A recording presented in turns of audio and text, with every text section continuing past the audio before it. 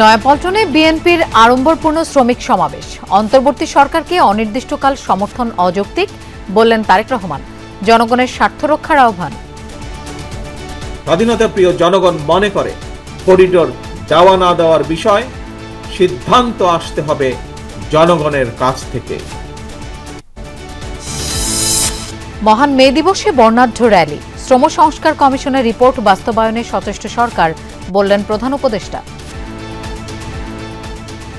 কিছু কাগজ দলিল থাকার না থাক এই কমিশনের যে রিপোর্ট আছে এটুকু যদি আমরা বাস্তবায়ন করতে পারি তাহলে নতুন বাংলাদেশের ভিত্তি রচনা হয়ে গেল।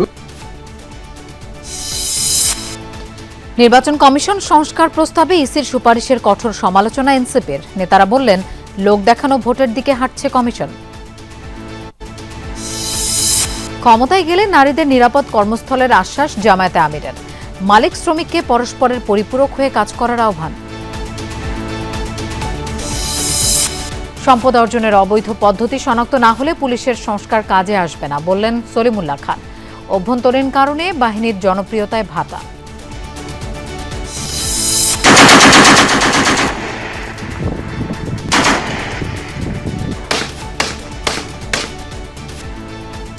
উত্তপ্ত ভারত পাকিস্তান সীমান্ত। হামলাকারীরা উপত্যকার দক্ষিণাঞ্চলে আত্মগোপনে, দাবি দিল্লির। আগ বাড়িয়ে পদক্ষেপ নেবে না ইসলামাবাদ।